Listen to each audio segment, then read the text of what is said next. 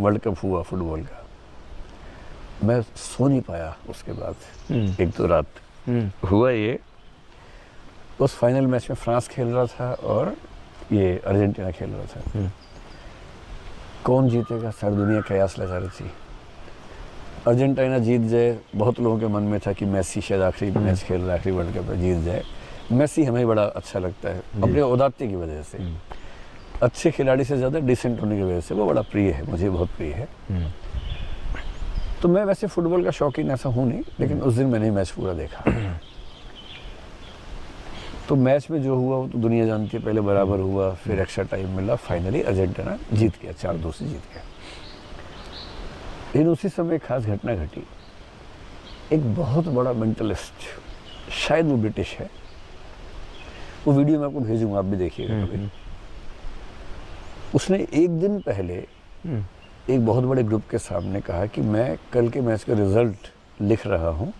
एक स्लेट पे उसने लिखा, उससे एनवलप में बंद किया, उस पर लाख लगा के चिपका दिया, एक और एनवलप में बंद किया, एकदम पूरा उसको सील पैक करके एक लॉकर में डाल दिया। मैच से एक दिन पहले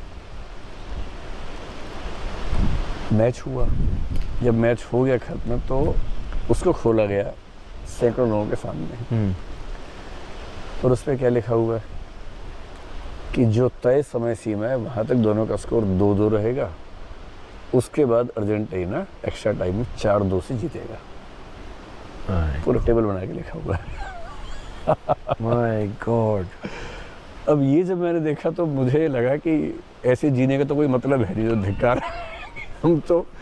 हम जो मैच देख देख के खुश हो रहे हैं और वो पहले से तय हो चुका है।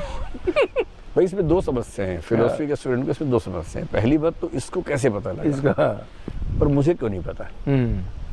दूसरी समस्या इसमें ये है कि अगर इसको एक दिन पहले पता था, यानी एक दिन पहले तय भी हो चुका था, और यदि एक दिन पहले नियति तय कर चुकी थी कि ये स्कोर रहेगा, तो फिर ये मैच हो क्यों रहा था? और हम गधों की तरह क्यों बैठे हुए थे उस मैच में जब पहले से तय ही?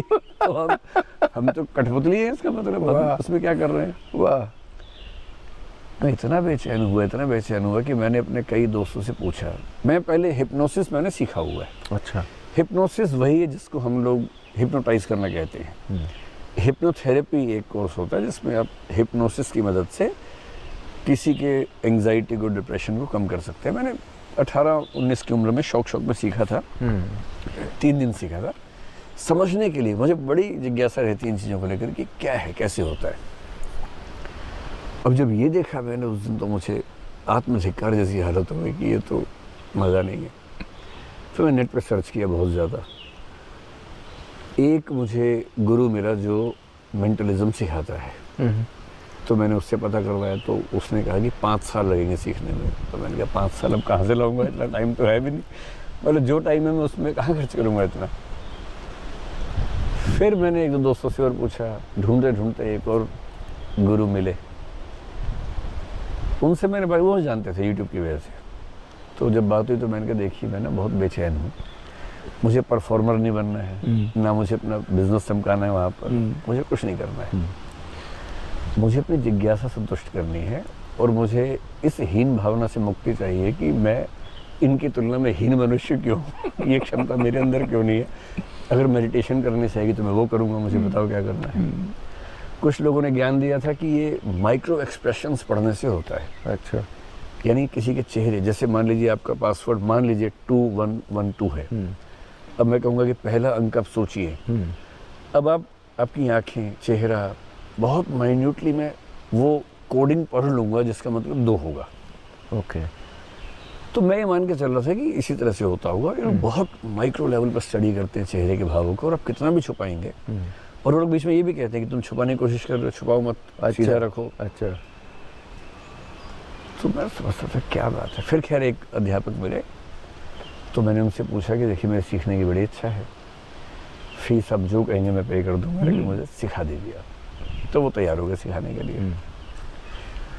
मैंने अनुमान किया था कि 5 साल नहीं तो शायद 3 साल में सिखा देंगे। मैंने कितना समय लगेगा, बोले 2 दिन। अच्छा। ये क्या बात है यार, वो लोग 5 साल बता रहे हैं, आप 2 दिन कह रहे हैं। बोले सर 2 दिन भी इसलिए कि एक दिन में 3 घंटे सुबह पढ़ना ठीक नहीं है, वरना एक दिन में भी हो सकता है। हम 2 दिन मतलब 6 घंटे कुल मिला के पढ़ेंगे, और क्योंकि आपको प्रैक्टिस करनी नहीं है और कहीं जादू करके दिखाना नहीं है। फिर मैंने 2 दिन उनसे अध्ययन किया। 6 घंटे, करीब 40-45 ट्रिक्स जिनको लेकर मैं परेशान था वो भी, और कुछ और भी सीखी। और तब मुझे समझ में आया कि ये सारा का सारा खेल केवल ट्रिक्स का है। अच्छा, प्योर ट्रिक्स है। मेरे घर में जो बच्चे हैं उनको ये भय है कि मैं चेहरा पढ़ लेता हूँ। आजकल वो मेरे सामने बड़ा